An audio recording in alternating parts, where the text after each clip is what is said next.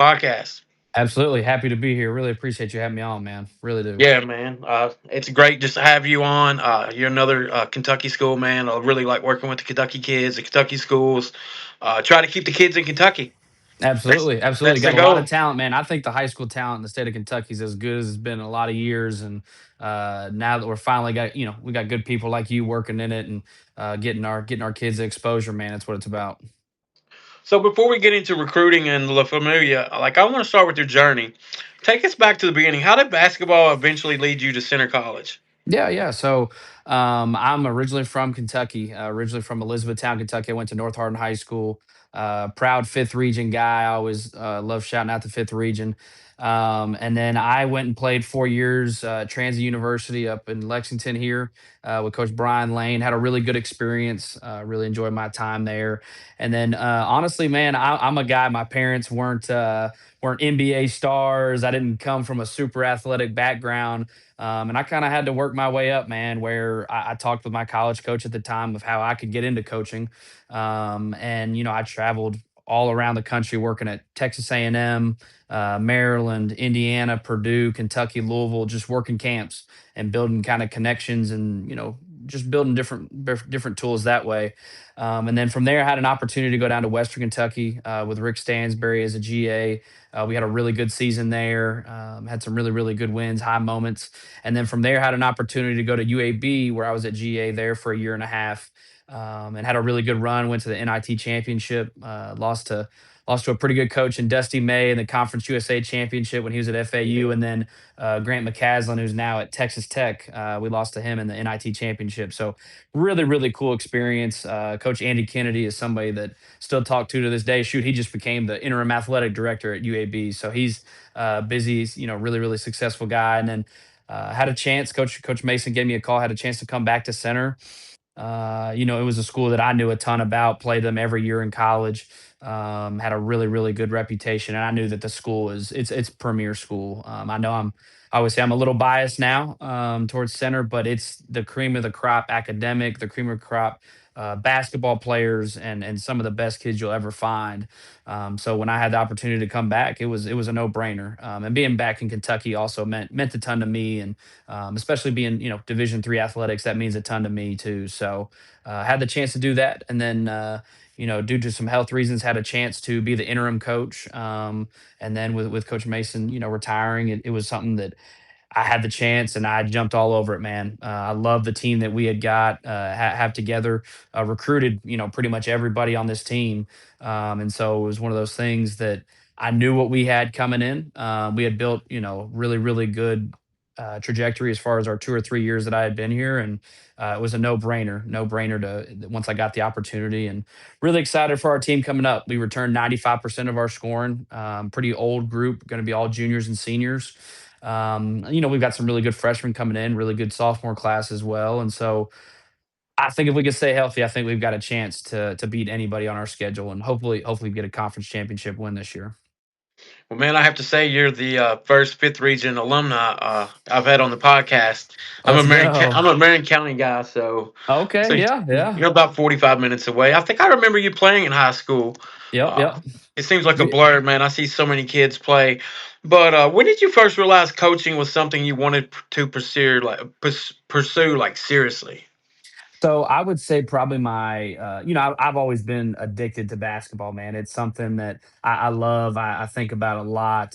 And I've always kind of been like that. I've always been kind of a sports junkie. My dad and I grew up, going to Ohio State football, Ohio State basketball games, and Duke basketball camp was the first basketball camp I ever went to when I was a little kid. But I would say my sophomore, junior year, after about 2 straight summers of, traveling, I mean, it was a grind driving up to Indiana, Purdue, flying out to Texas and I took a bus trip from the Dallas airport all the way out to College Station. I slept in the Texas A&M locker room for a week straight just because, I mean, you don't get paid working a lot of these camps. You don't get paid much, and so I was just trying to make a dollar and create connections that way. And so I knew after about the second summer of doing it, of doing some grind work, some tough work, that I just felt like it was my calling. I love working with young athletes, whether it's rising high school guys or college guys, and it just felt like something that really worked well with me.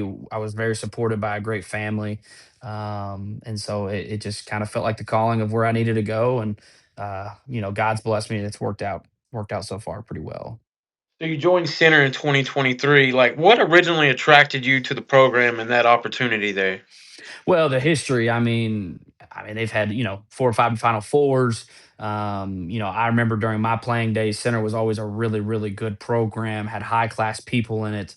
The center, we talk about it in recruiting, the center mafia, the alumni of Center College. We've had 11 guys graduate the last 3 years, and 9 of them have started out with jobs in the 65 to $70,000 range coming out. And then the other two, one of them went to Belmont Law School, and then one of them went to UK dental school. So I done really, really well. So the Center College brand itself is very impressive from just an academic standpoint.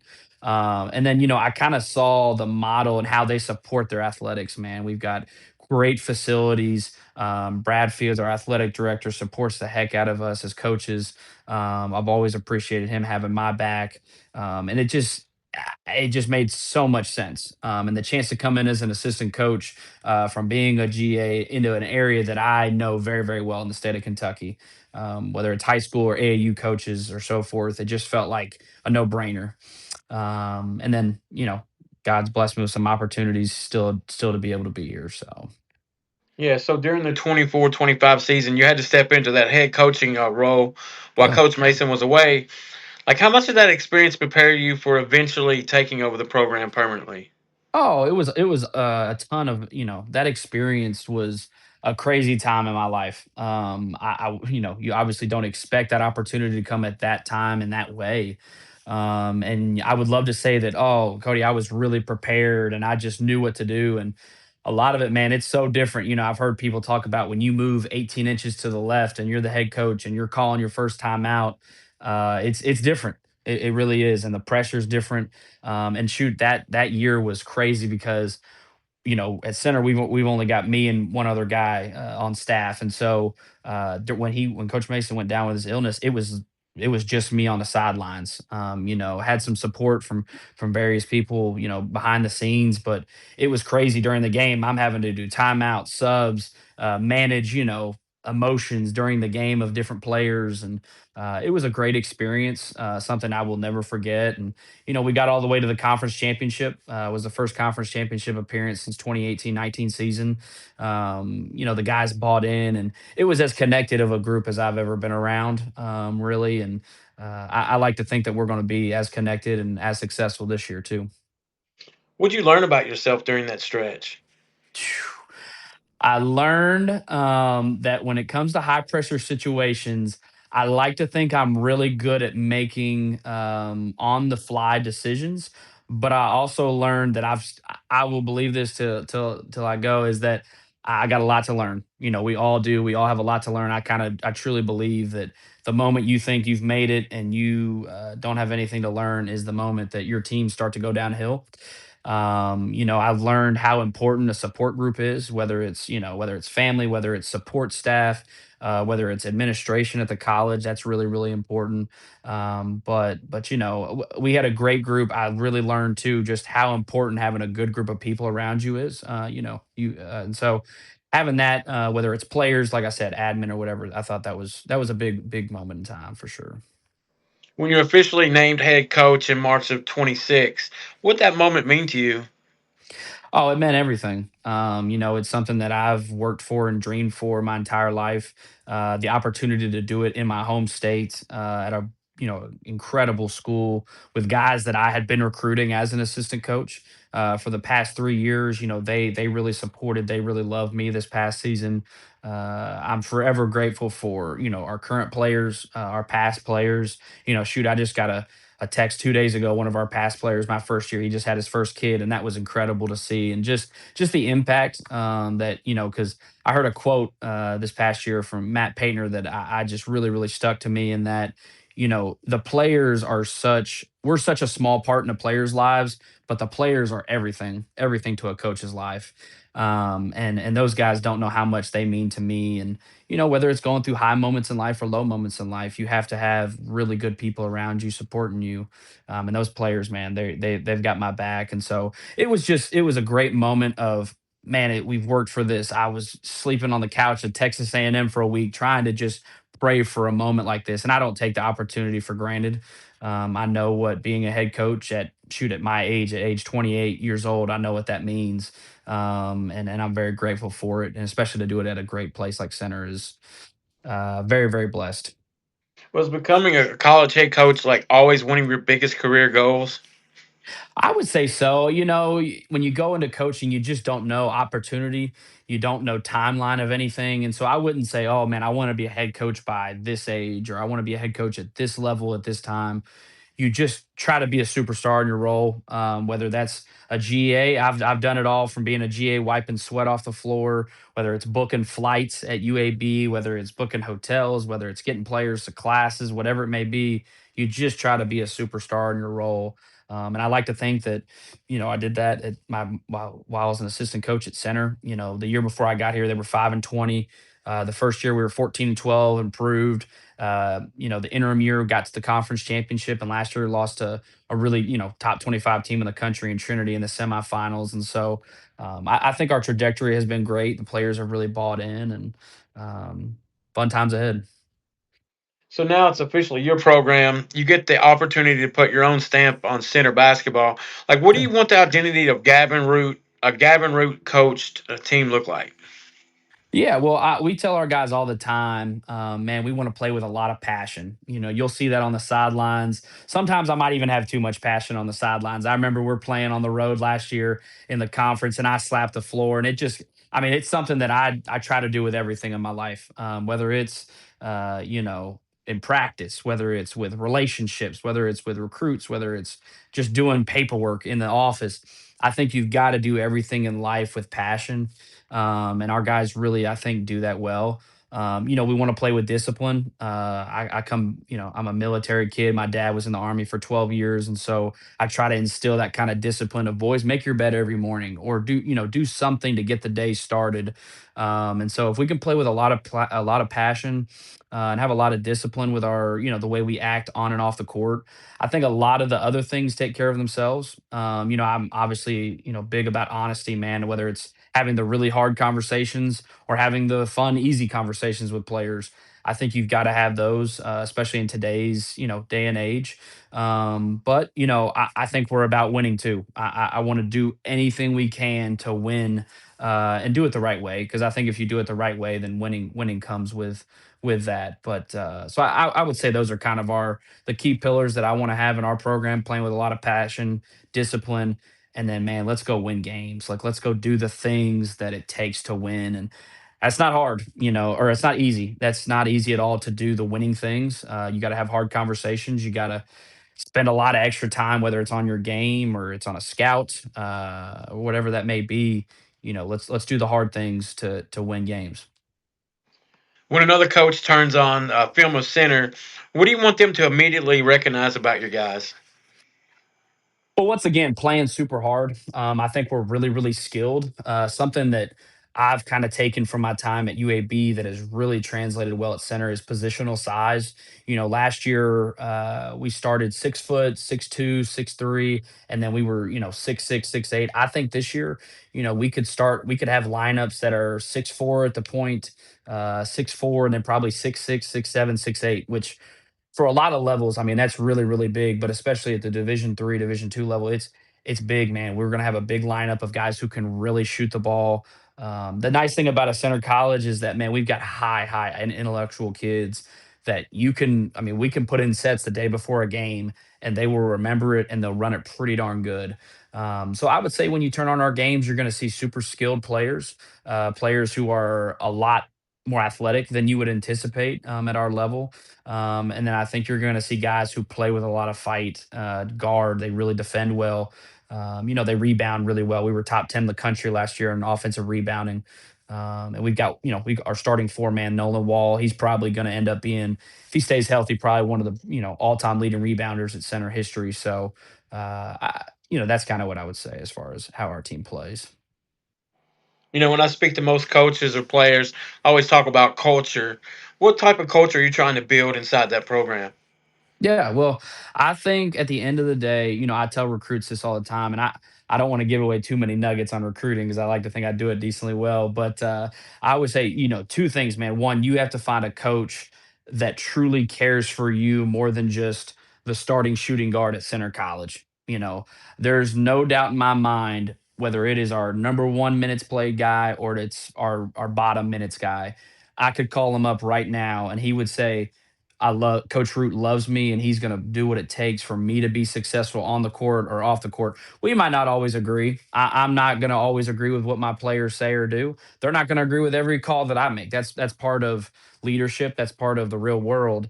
But I think when you have that at your core, that at your base, I think a lot of good things happen. And then two, you've got to find a place where you can make an impact. I tell that to recruits all the time, whether that's in the classroom, in the community, on the court.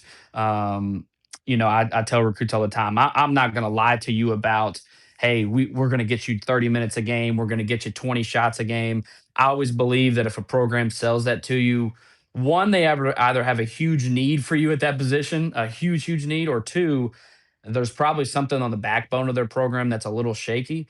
And I'm never gonna, I always joke with our guys, especially in state. I'm like, hey, if I've got John Wall coming back, I'm not gonna look at you and say, yeah, you're playing over John Wall because John Wall's. And I might be dating myself, honestly. Some of our guys might not even know who John Wall is anymore. But if we have a really good player, I'm not going to lie to a recruit and tell him, hey, you're going to be starting over this guy your freshman year. It's really hard in college basketball to start, let alone play as a freshman. The physicality is so different. The way they officiate's different. The speed of the game is so different. And so it's tough for a freshman. It really, really is. How important is finding players to fit your culture compared to simply recruiting the most talented player available? Yeah, I think fits everything, man. Especially shoot, you see that so much now in the transfer portal at all levels. Fits everything. I mean, we've had several guys that enter the portal and come back because the fit of our program, the fit of what we want to do is so important. Now, don't get me wrong, Cody, you got to have talent. You got to have guys who can pass, dribble, and shoot. If you don't have that, I don't care who you are. You could be John Calipari. You ain't gonna win games. But once you get to a certain level of talent, you've got to have guys who fit your mold, who fit your culture, who fit the style of play. We want to shoot a lot of threes. We want to get to the rim a ton. We want to have some post up opportunities, and then we really, really want to defend. I think that's something that we're going to have a huge emphasis on this year is just defending and being up and being physical with because I think college basketball is transitioning where 6 to 7 years ago you could get away with hand checks and such. They called it a little bit more tight. I think now they're letting you play. I think it's a little bit more free, a little bit more physical. So the defensive end something that we're really going to focus on too. What are some non negotiables for somebody who wants to play for you?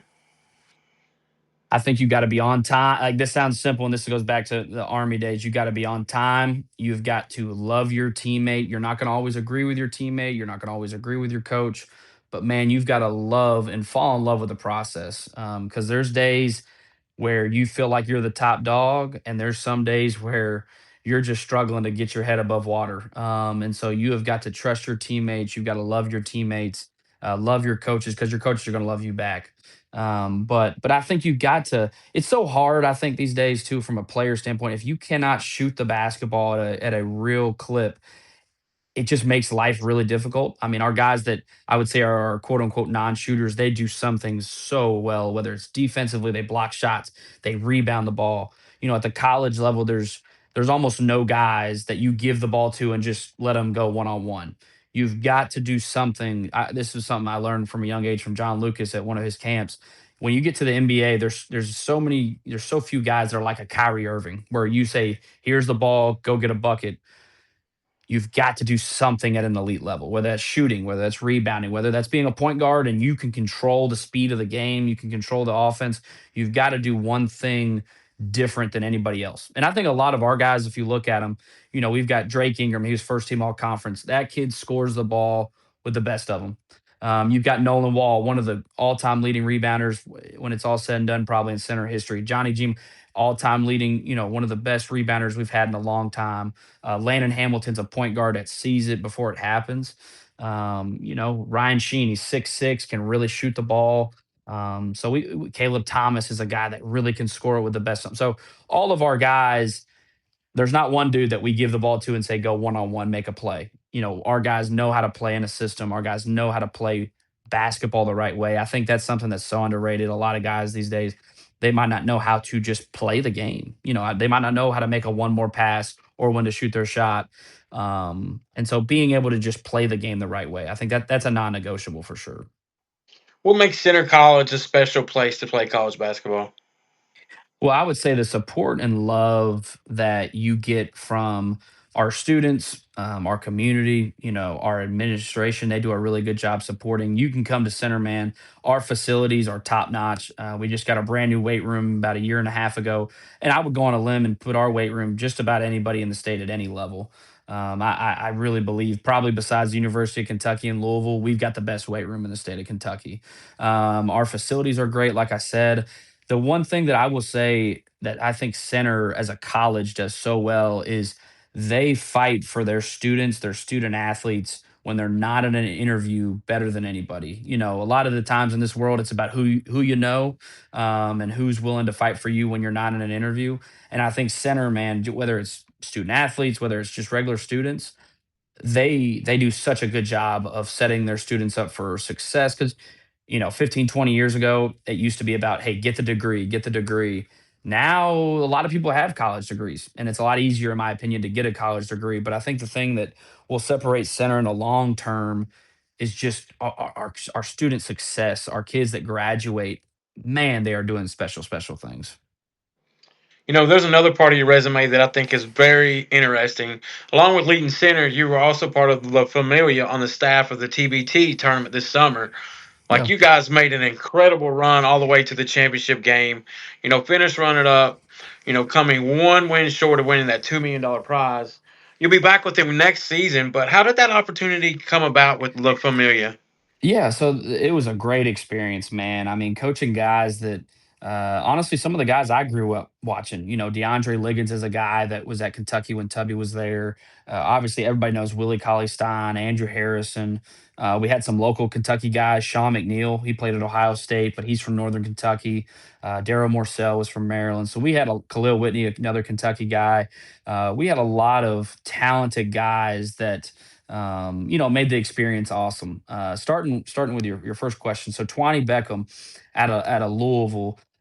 He's a guy that, man, he connects the dots in the basketball world maybe better than anybody I've been around. And he's really he's just a special leader. But he's the GM of the team. Had an opportunity, knew some people that knew him.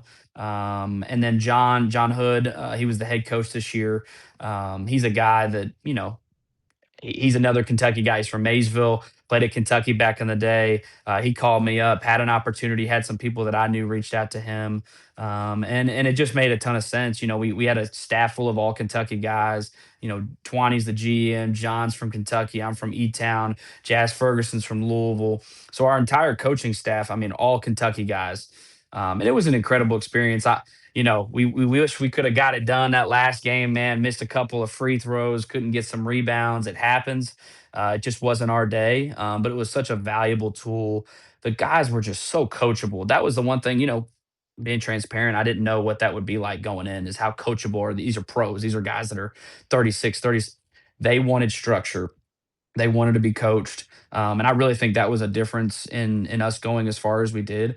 And then defensively, man, they were locked in. When we needed to get a stop, they got to stop. And so it was an incredible experience. Anytime you can be around the University of Kentucky, Big Blue Nation showed out, man. The tickets were incredible to see.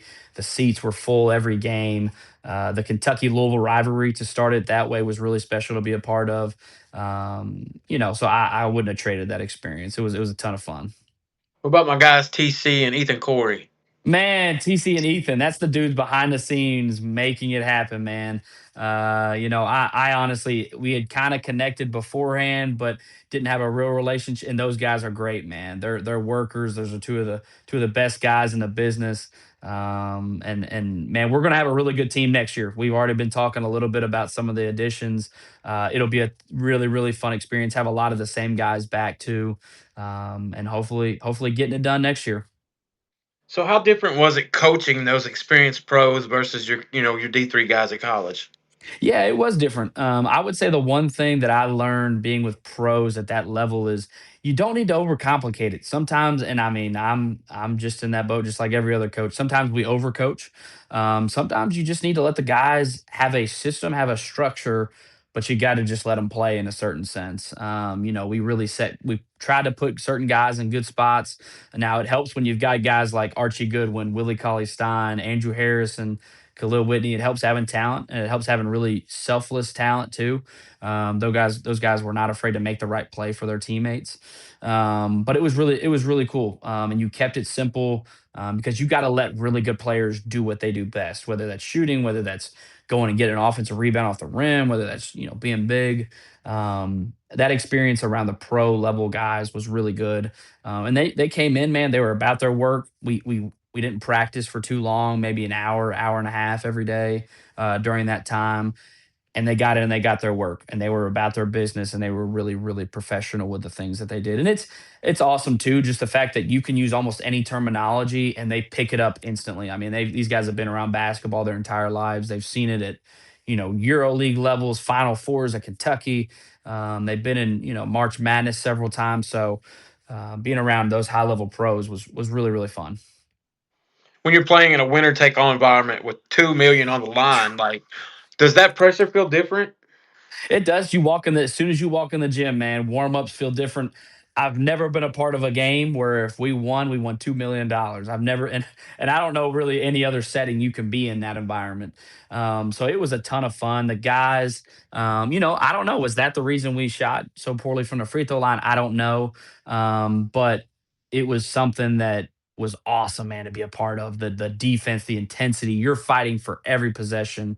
It was a ton of fun. The guys embraced it, and we just had a fantastic experience. And I think we're going to be back next year and give Davis Steele credit. Had actually two Kentucky guys on their team, Pedro Bradshaw, Terry Taylor, that did really really well. Man, Terry had a heck of a game against us. I'll give him credit. So it was, and they had been through some battles. I will say the last couple of years, and so all the credit to them for showing up, doing what they needed to do. But I like to think we're going to have a really good squad, really good coaching staff back again next year, and let's. I'm excited to put us against anybody next year. How difficult was it to come that close to winning the entire thing? Oh man, it was tough. You put so much into it. I mean, Twani's been working on this for a year, getting guys together, getting everything together. The coaching staff's pouring everything we've got into it. And you're a couple of free throws and a couple of rebounds away from a nice little payday. But it was a great experience. I'm grateful for it. Just being around those guys, being around, even just around the Kentucky guys. We had an opportunity to play, the current Kentucky team, and that was a really cool experience. Really, we really appreciate Coach Pope and letting us use their facility all week, use all their facilities, and really appreciated him letting us in that practice one day. And it was a ton of fun. I wouldn't have traded it for anything. But yeah, it was tough being that close, and we didn't have to play perfect that day to win. But man, we kind of stunk it up in some areas, but it happens, And so, but it was a great experience, and very very grateful for Twani and John let me be a part of it. When you look back on that run, what moment really stands out to you the most? Well, I would say when we won the game three in the first series versus Louisville, that was incredible, man. Because we went down to Louisville, and there's no hiding it. We got Montrezl Harrell. He killed us, man. He had a really good game down there in Louisville. Had a chance to come back, and played a really. Our team just played so well, man, at home.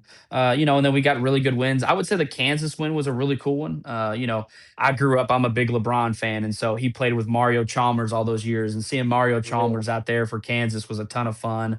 Buddy Boeheim in Syracuse, those dudes are so skilled. You watch them on film because I did all the scouting pretty much for us the entire time. And so I'm watching clip after clip on Buddy Boeheim, and you just don't appreciate how skilled like a dude like he is. And so that was a really cool experience. And just being around Big Blue Nation, man. I didn't grow up necessarily a Kentucky fan, but I appreciate Kentucky athletics, man. Kentucky basketball. There's almost nothing like it, and so being around that environment every day was really really cool. Yeah, man, Big Blue Nation is something different. I got a chance to be around Coach Cal when he was there. Yeah, Being at practice and things, and the games, and behind the scenes. Like it's totally different than any other college program that I've got the opportunity to be around. Like, agree. um, one thing that makes your situation kind of unique is that you get to evaluate basketball, from both ends. During the college season, you're recruiting high school kids. During the TBT, man, you just said you were scouting former pros. That are pros. Does like coaching Yeah. professional players change how you evaluate high school recruits? I would say it doesn't necessarily change how you evaluate high school recruits. I would say the one thing is just, that I immediately see is just the difference in skill level when you come to high school, college, and then pro. I'm a big supporter, obviously, with AAU and summer league high school, but man, like the difference in pro level guys versus just college level guys, the skill level of just being able to hit a shot is really obvious. You know when guys are pros and you know when guys are not because just how they hit shots, their decision making. Some guys are just naturally gifted with, hey, I come off a pick and roll, I can really determine and I can really make a good read on the pick and roll. So that's something that I think now seeing it at the professional level for a summer. You see that in the high school level so much more because there's just not as many guys who can create off a pick and roll, who can make the right decision every time off a pick and roll. You might have somebody who can really shoot it or who's really athletic, but their processing speed is this it's rare. It's rare. So I would say that's the biggest difference between just high school, college, and then pro is just what's your processing speed. And that's different for every position. Um, because a point guard has got to be. It's like the quarterback, man. You got to see the next play happen before it does. But shoot, man, if you're a big and you can see the next play, you can be an elite shot blocker, an elite rebounder. So that's a huge thing I would say. It's just the difference makers are the ones whose processing speed just go quick, and you can't teach that really. I don't. At least I don't believe you can. So I guess you pretty much just said it. Like, how important is it being able to process the game quickly compared to simply being like super athletic?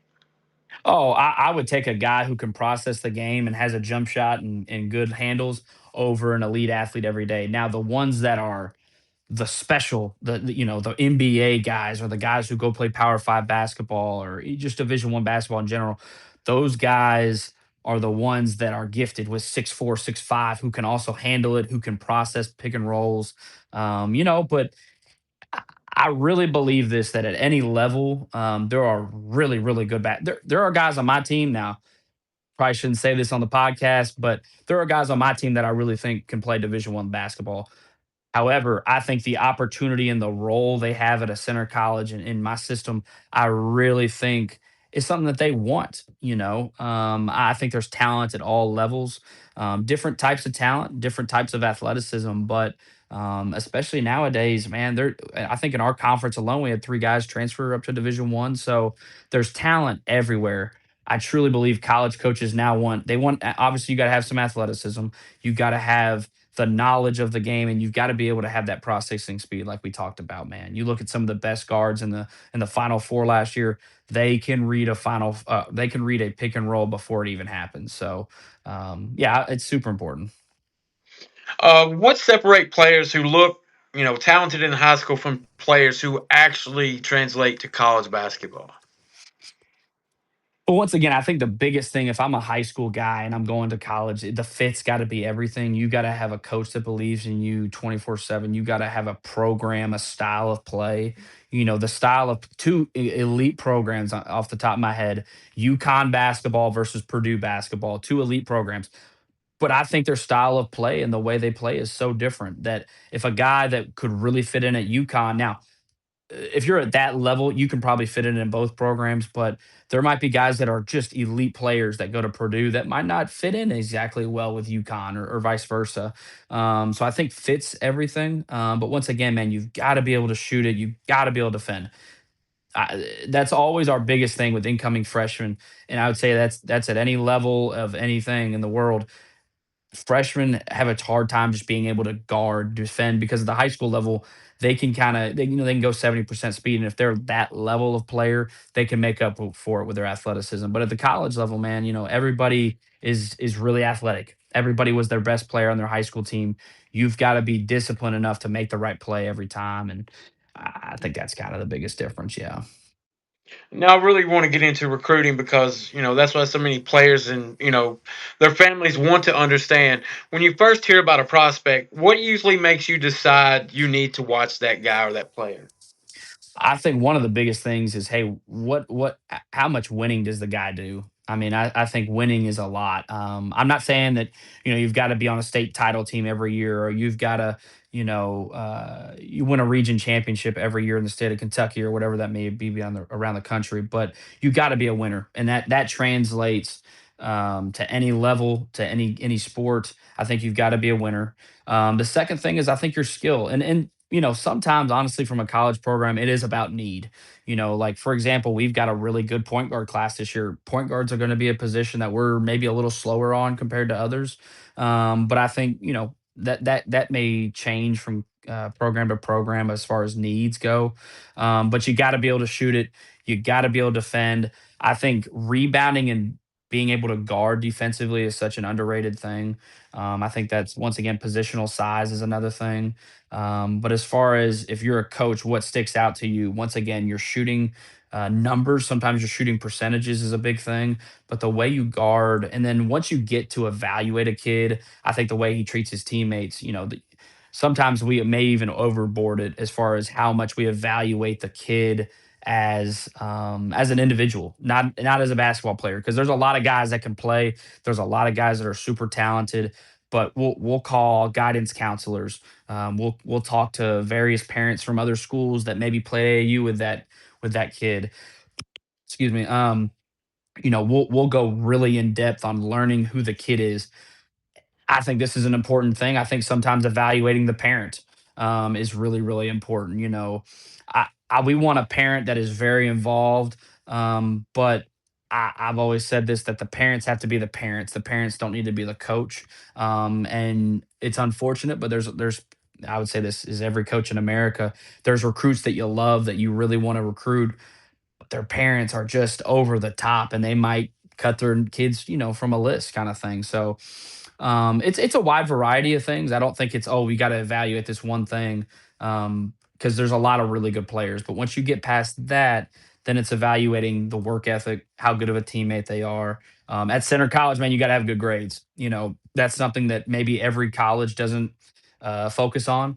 But if you're under a certain ACT score, you're under a certain GPA, there's a lot of guys that I'd love to recruit, and their GPA is just not where it needs to be. Their ACT, their SAT is not where it needs to be, and that makes it challenging at the Division III level. Especially at a Center College, where I think our average ACT at Center College is a 29 and a half. That's a pretty good ACT score. I didn't get that. I can tell you that. Me too. And so we've got to really, we've got to obviously that's one of the first questions I ask is, hey, what does their transcript look like? What's their ACT? What's their test scores? And then I ask guys, coaches all the time, how tough is this dude? Is he a guy that if I get on, or if he misses two or three shots, is he going to just melt and disappear in a game, or how well is he handling adversity is a big thing. So pretty much character. So if you, I guess theoretically or hypothetically, you bring in a guy that his character's not too well. How does that affect the team or a program? Oh, I mean, it's everything, man, and it could be to a point where if your character is not catching up, if you as a human being is not catching up, I don't think you those guys last very long. Not only in basketball, but I mean, you know how it is in the business world. I don't. I think that's everything. There's a lot of guys who can. I don't know. I'm just going to talk in the accounting world. If there's a lot of guys who can crunch numbers, there's a lot of guys who can do Excel sheets. Are there a lot of people that are really good people? That's kind of are who are going to show up, be early, stay late.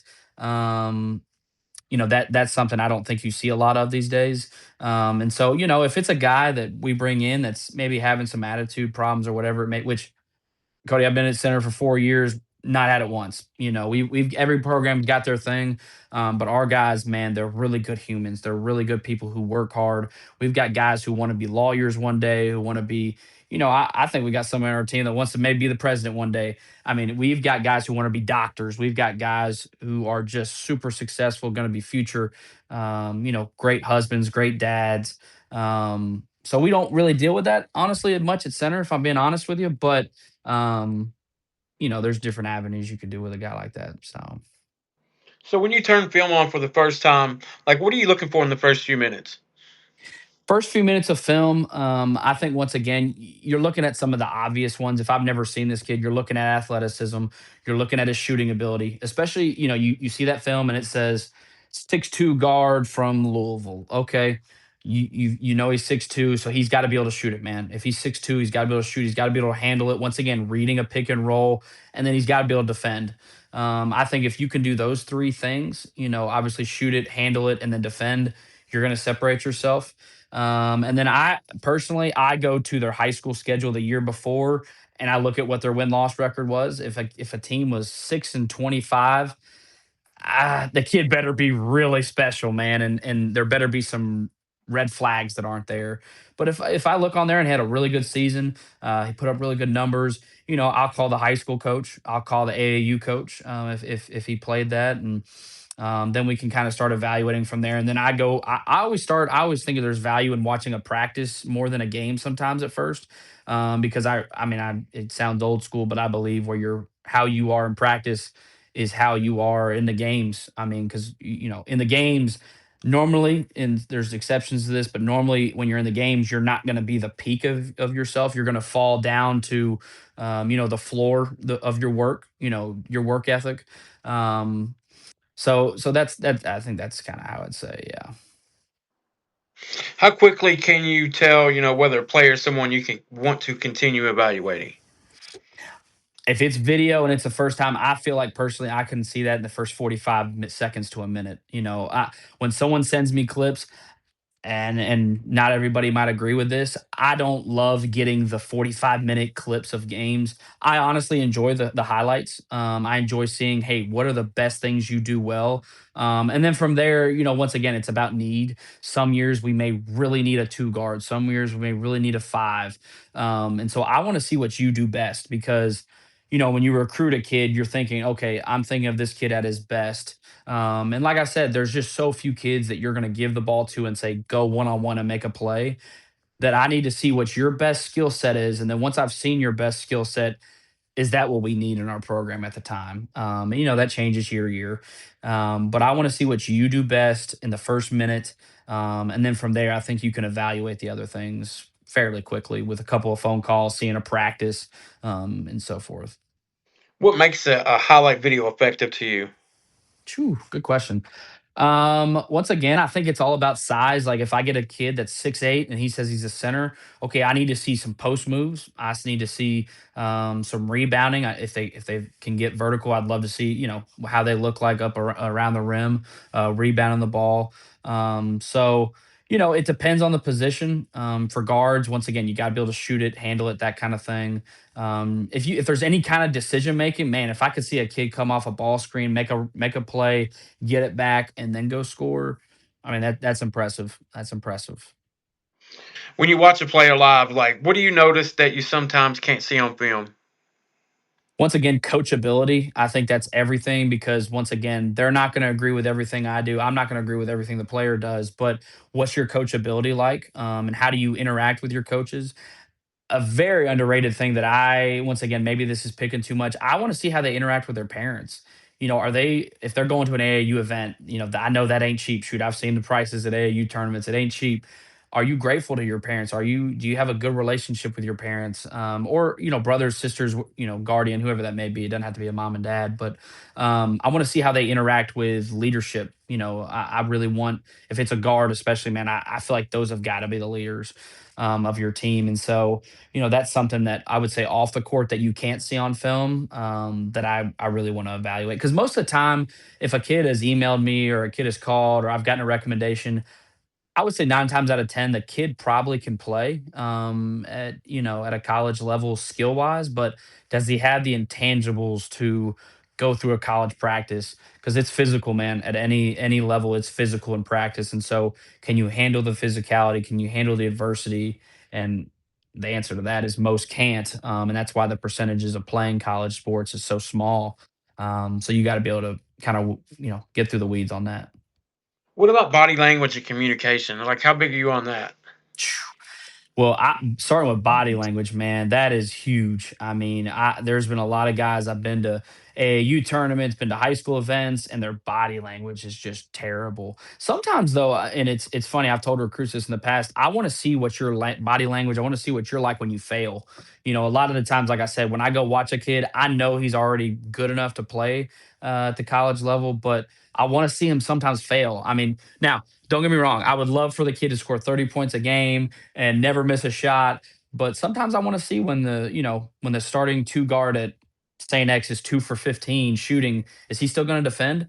Is he still going to be a good teammate? Is he still going to listen to his high school coach? I want to sometimes see how he does with failure because once again, man, at the college level, you're going to have days where you're the man, and sometimes you're going to have days where it's tough going. So how do you react to both is huge. So let's get into some social media and contacting coaches. Social media has basically become another piece of a player's recruiting resume, right? Yeah. How much do college coaches actually look at a recruit's social media? How much do you look at Oh, it? I think it's huge, man. I look at it a ton. As simple as making sure you've got the right stuff in your bio is huge for me. I look at that all the time. From a center college standpoint, I can't speak on anybody else, but I can speak on center that having your GPA, having your maybe even an ACT, if that's a number you feel is strong, having that in there is huge because there's been a lot of guys that I'm like, man, I love their film. I know where they play high school at is really successful. I make a call and they're like, "Coach, sorry, he's got a 2.1 GPA," and I'm like, okay, so we wasted some time there. So I think that is huge. Your social media content, man, and once again, the way you interact with everybody is huge, and that goes from all the things you hear about in the world politically, how you interact with with women, how you interact with everybody.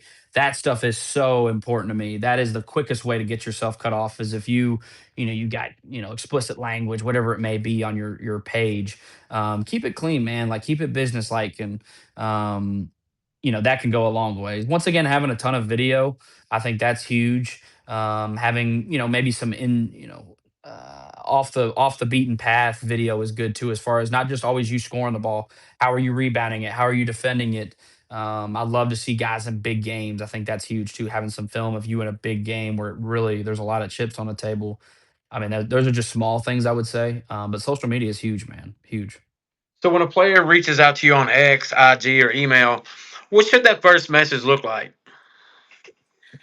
Whew, great question. I would say once again, reaching out. Coach Root, my name is whatever it is. I'm from this high school. Just wanted to kind of put my name on your radar. Last year we did this. Last year we went to the Region Seven semifinals where we lost to a really good Ballard team. I'm just making this up. Really good Ballard team. Here were my shooting numbers. Here's what I was able to do versus some of the top teams because I don't want to say college coaches don't, your numbers don't matter, but if you say, "Hey, I scored 30 points against a team that went 2-25," that doesn't do it for me. If you're like, "Hey, I put up 25 points against Ballard High School," okay, now you raise an eyebrow of going, "All right, that's impressive." So I would say that's the first thing. Setting up a phone call. I'm big on phone calls. Anybody who knows me, spend a lot of time on my phone calling people because I'm just not a huge texter. I'm not a huge guy that goes into the DMs and stuff like that of players. I'm somebody I want to get on the phone with you. I want to hear your voice. I want to hear the way that you can hold a conversation. You'd be surprised. I mean, you know this being with so many high school guys. How many guys can't hold a conversation? They can't look you in the eye. Little things like that. So that's really what I want to learn as far as a player early. How important is it for recruits to have, make themselves easy to contact by just simply having a public profile, open their DMs, or just updated contact info? Yeah, I think updated contact info is huge. I'm somebody if I go on Twitter and I see their phone number or even an email is on there, that's how I prefer to contact somebody. I will if I need to. I'd prefer to kind of stay out of the DM world. But I think it's super important. You got to have your contact information up there updated. And I think there's even value to having your high school coaches' information out there, or AAU coaches. I think both are super valuable too. How often should a player follow up without becoming annoying? Good question. I would say in the summertime, I want to get your schedule as far as your AAU tournament, maybe on like a Wednesday or Thursday. If you're playing at, like the Under Armour event was in Louisville this past summer, maybe that Wednesday or Thursday, shoot me your schedule. Say, Coach, I'd love to have you at our game. We're on court, 10 at this time. I would love to have you. That's a great way to start it. During the high school season, I would say it's probably once a month. And I think you're going to know pretty quickly whether that coach is interested in you. There's different levels of interest. There's some guys that we're reaching out to who we really really like, and we really think they could play at the college level. But for center, we might not need that position right now, and so we're kind of slow on evaluating that position whether or not we really need it or not. So I would say once a month during the high school season though is good. I want to talk to you about camps and exposure. Yeah, One of the biggest questions I get from families is where should they spend their money, man? There's camps everywhere now, super saturated with camps. yeah. When there's an exposure camp, when is there an exposure camp, actually worth attending? So I think with the elite camps, one, I think it makes a huge difference when the coach invites you. I think that's a huge thing. When you get invited to the camp is huge. I think too, it's a lot about fit. If I'm a high school guy, I mean, shoot, I remember I did this years ago of when I would look at elite camps, I would go and I would maybe watch one of their games on YouTube or on, streaming, whatever that may be, and see, do I fit in that system? Is this a system that if I go to their elite camp, they're going to look at me and go, okay, this kid right here, he plays kind of like our guys play, and so I think that's huge. I still think there's super a ton of value in the elite camps. I think there's a ton of value in and that our guys just don't get enough of this because AAU and high school basketball, it's year round. But individual skill training, I think, is so underrated. We've got some really good skilled trainers in the state of Kentucky, all the way from Western Kentucky to Eastern Kentucky. We've got some really good guys, and so finding somebody, whether you're a point guard, a wing or a big, that can really develop your skills sometimes I think is more valuable. Now, I think come your junior, senior year of high school is when maybe the elite camps become more important because you're trying to get recruited. But if it were my way, I wouldn't. I'm not a huge believer in AAU until about your freshman sophomore year of high school. I know that unfortunately there may be politics that go involved in it sometimes where you got to be in an organization in a team.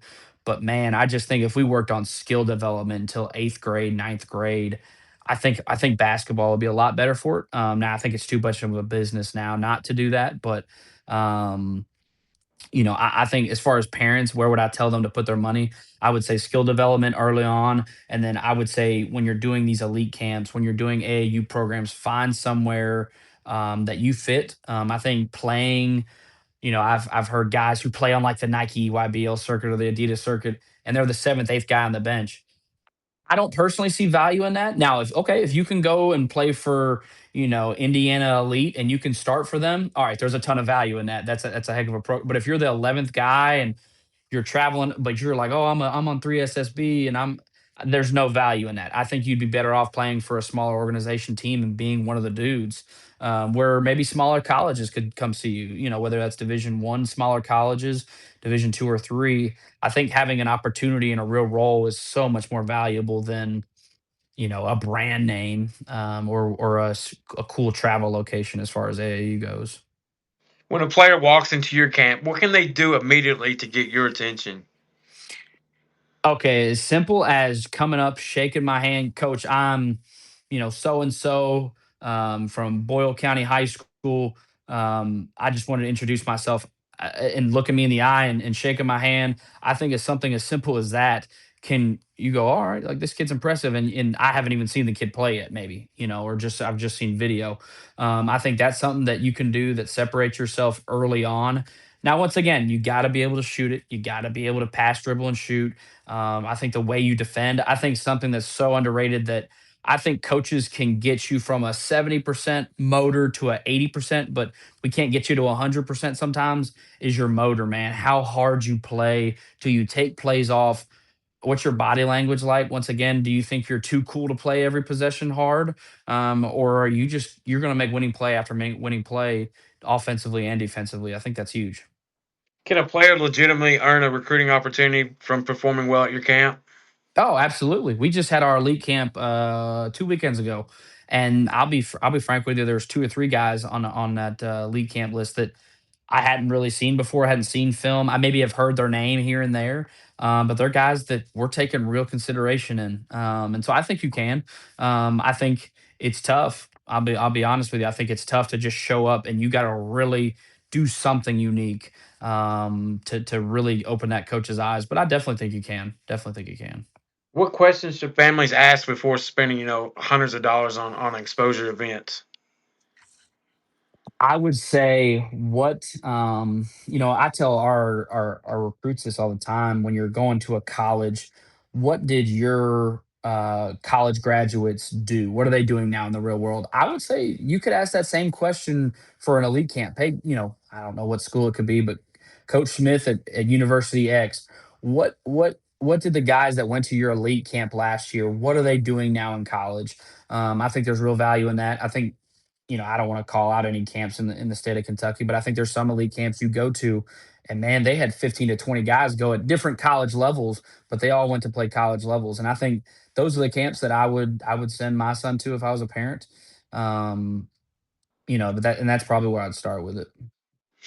I think D3 is still one of the most misunderstood levels of in recruiting.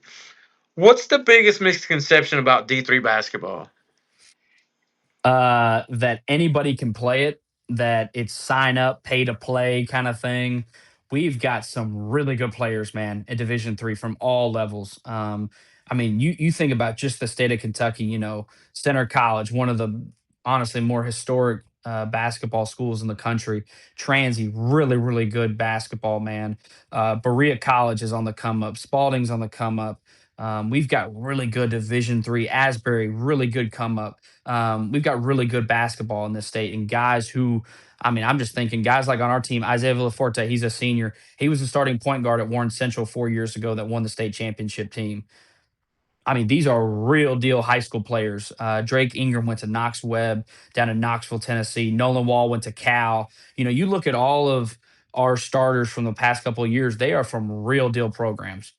Connor High School up in Northern Kentucky, Webb, John Carroll down in Birmingham, Ryan Sheens from Manual. Johnny G he was in the Final Four of the state tournament with Evangel Christian 3 or 4 years ago. We've got real deal players who are really athletic, who can really shoot the ball, really do a skill set at an elite level. And I think you're going to see it more and more, man, in today's college landscape where Division 1s go, hey, we want a really good Division 3 player because he's old, he's been in a system, he's really skilled, and he knows how to play a role. Our guys are once again super smart. Our IQ is off the chart. Um, and once again, this is cocky, and nobody might agree with me on this, but I believe in my guys. I believe that our team is going to be good enough to compete with some maybe upper to mid Division 2 teams, some lower division. I think we're really really skilled, and I think the way that our guys play is really really special. So, you'll look at teams that win the Let's national go. championship. Look at teams that win the national championship at Division 3, and man, they've got a lot of Division 1 kids on it. So I would say that's the biggest thing, is that the skill level, man. It's at all levels. What does the talent level look inside the SAA? So, we've got, I'm trying to think of the guys who were first team all conference last year. Drake was first team all conference last, shoot, 8 to 9 games. I think he was averaging 24 or 25 points a game on 44% from three, 52% from the field. There was a point guard in our league that, he could really score the ball well. Team in our league out in San Antonio, Trinity, they've got a big guy. Bronson is his last name. He's about 6'9", 6'10", big lefty, can really score it. Player of the year, Fletcher Bingham. He was at Swanee last year. He transferred to Coastal Carolina this past year. Averaged, I think, 24 and 14. So the talent level, man, is really, really good. I think this is as good as the SA has been in a long time. We added Maryville, who their new coach was literally on the national championship team this past year as an assistant.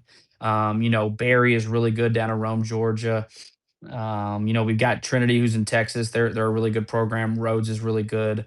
Swanee and ourselves are really really good too. So our conference is as good as it's been in a while, and I think we're going to be a multi-bid league for the next couple of years as far as getting more than one team in the NCAA tournament. Recruiting gets the players into the program, but development determines what happens once they get there.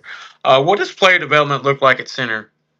Yeah, it's huge, man. It's huge, and it's different at Division 3. We can't have them in the summertime. We'll send them different lifting plans, but a lot of the guys that we have in our program, they have got to be self-driven, man. In the summertime, for example, all of our guys in Louisville, I've talked to them all. They've been at Shoot 360 in Louisville. They've been playing open gym with a lot of the Louisville basketball players there. And so self development in the summertime is huge. Now we send them different workout plans and different lift packets and such, that they've got the tools there. And then once we get to school, man, we're playing open gym. We're lifting 4 or 5 times a week. We're doing individual workouts that are player driven. We're not allowed to work with them as coaches until October 15th. The NCAA did give us 8 days before October 15th that we can work with them. So, a lot of those days are teaching days of putting things in. Honestly, sometimes teaching them how to play pickup at the college level. And so they're not picking up bad habits. But, player development's huge. Once again, I'll talk about Drake. Coming into this year against Asbury, our first game, he played 8 minutes, and kind of was a rotational piece. And then, like I told you, the last 8 to 10 games, man, I mean, averaged 24 or 25 points, shot it really, really well. But that dude works his tail off. I mean, there's maybe one or two guys in the program I would say work just as hard as Drake. And that dude's self development, the way he's trusted us as a staff, he's a great example. But we have so many examples. Nolan Wall, Landon, our player development has been really, really good. Not only from a basketball standpoint, but our strength and conditioning staff has done a really good job with them as well. I think that's a thing that center has that not a lot of colleges have is we've got a strength coach that puts you through basketball workouts. It's not me. It's not Coach McKinney, our assistant coach, putting you through a strength and conditioning workout. We've got guys that are trained professionals, and once again, I think we've got the best weight room maybe in the state. And so, our guys are very self-driven. That's something at the Division 2, Division 3 level. You've got to recruit guys that are self-driven, that are not going to just be okay with being average. And at center, that's huge for us. What separates players who improve the most during college from the ones who plateau? I would say the way that you develop your body, that's such a huge thing at the college level. You've got to continue to develop your body day in and day out, making sure you're sharp with your jump shot. I think any position can improve in that manner. Um, and then once again, I think the way that a freshman sees the speed of the game versus a junior that sees the speed of the game is so different. I know our guys would say that just the speed of the game and the way you read a ball screen that can just continue to grow, um, from year to year. What's something freshmen usually struggle with when they first enter college basketball? Defensive concepts is 100% the number one thing. It's hard. I mean, once again, if you're the man on your high school team, sometimes defensively you can be sloppy, and still be in a really good position. Because you're just so much more athletic than everybody. So I always say defensively is 1,000. I'd be shocked if there was any coach in America that said defensively there's the freshmen come in and they're ready. It's normally the biggest challenge for sure. How much faster is the college game mentally compared to high school? I think it's huge just because when you're graduating, you're dealing with guys who are 22, 23 years old versus you're in high school, and you're maybe playing against sophomores who are, I don't even know, 14, 15 years old. So just that 7 year difference is so big, man. And just being in big time games. And I can't underestimate the physicality of the game and how playing with physical players for multiple years, how that develops you as well. Coach, I'm going to hit you with a few quick ones. Okay. Potential or production? I'm production, man, especially early on. I'm production, just because, man, we only get them for sometimes in college basketball, you only get a guy for 1 or 2 years. So I think production for me personally is probably the way I would go. Skill or athleticism? Skill for sure. I think you can make up for a lot of things. Now you got to have a certain level of athleticism. I would add that caveat there, but um, I think skill is so underrated, man. You got to be able to. It sounds super simple. You got to be able to pass, dribble, and shoot it, man. You got to be able to do all three at a high level. Highlights of full game film? Highlights, once again, I think at the college level, you're trying to find somebody that does a specific job at an elite level. And so when you're talking about highlights or full game, I want to see the highlights of what you do at an elite level. And then we can evaluate whether that fits us or not. High school season or AAU basketball for evaluation? I'm a little old school on this. I see the value and I love AAU. I would probably go high school just because it might be a little bit more structured. It might be, and that's not a shot. There's AAU programs that are elite with their structure, but I would just say the continuity of playing with teammates for a lot of years is big for me. I want to see a kid that doesn't go to 4 or 5 high schools in their high school. I know that there's different opportunities. If you can go to a prep school or you can go to an overtime elite. Okay, that's a different. But if someone's been to 4 or 5 different high schools, gosh, that holds a lot of weight to me. And they better be a really really special player and a special human being. Scoring or defense? Hmm. So the old school answer would definitely be defense, but man, I want as many. Honestly, I stole this from Dan Hurley a couple years ago. I want as many 1,000 point scorers as I can on my team. I think I can instill defense. I think I can instill toughness to an extent. Um, you got to have guys that can put the ball in the basket. It's every coach in America would tell you it makes their lives a lot easier. Most underrated basketball skill? Once again, I would say the processing speed, how you see the game before it happens. Um, And then honestly, I would just say as simple as shooting. Once again, if you cannot shoot the basketball at a really high level, you better do something really, really good, at a different spot. Favorite part of coaching? The relationships. I talk to our guys almost weekly, and being able to just keep up with their lives, keep up with their families' lives, being able to, this will be the first senior class that I've fully been through, whether it was an assistant or a head coach. This senior class is when I came in, and so being able to see guys like Landon, Ivy, Riley Maston, come in and play here for 4 years, it's really really special. Favorite part of recruiting? I'd hate to give you the same answer, but relationships. I mean, whether it's with AAU coaches, guys like yourself, it's what it's about. I love talking with people, meeting new people. It's so crazy how small this world really is, and how small the basketball world is. And so when you connect all those things, it's pretty cool. I got a couple final ones so we can get out of here. When Yeah. a player eventually finishes his career at center, what do you hope they say about playing for Gavin Root? Once again, I would say the thing of I didn't always agree with Coach Root. Coach Root didn't always agree with me, but that dude loved me and that dude wanted me to be successful on and off the court. I think when that if you can have a senior class, and I truly believe the last 2 or 3 senior classes they could say that. I really believe when that is the core and the baseline of your program, I think a lot of things work themselves out. And so that's definitely the number one thing is that, man, no matter what happened on the court, because I tell recruits this all the time, if you score 1,000 points here or you score 0 points, you're going to be loved and you're going to be disciplined the exact same way. And I can't say that that is how every program is in America, but I can tell you that's how my program's going to be ran. Now I always joke, I want you to score 1,000 points. Your life's going to be a lot more fun. My life's going to be a lot more fun if we score 1,000 points, but I'm still going to love you and I'm still going to discipline you the same way too.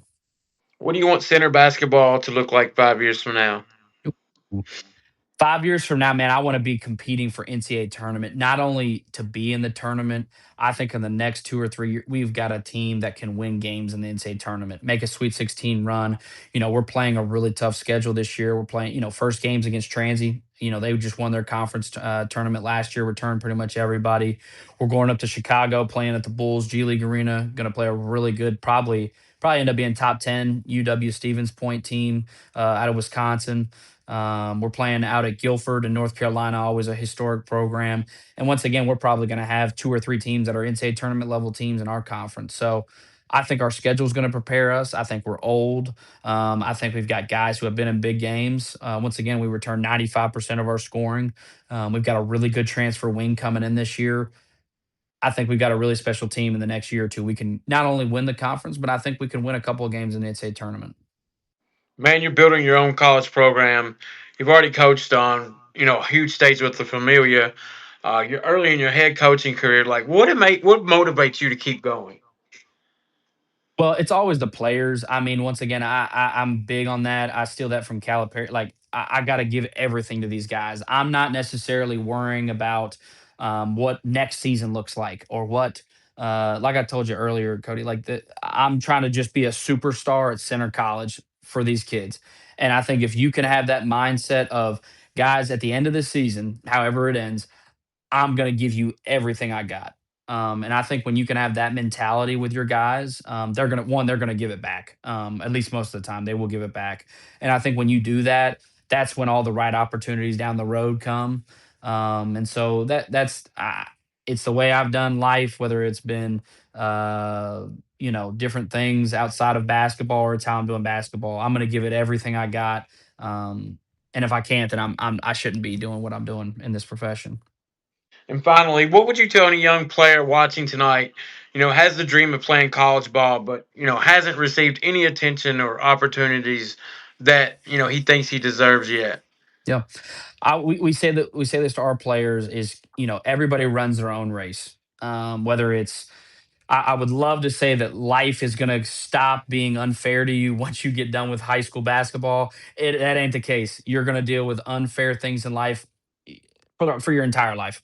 And so being able to battle through adversity, everybody runs their own race.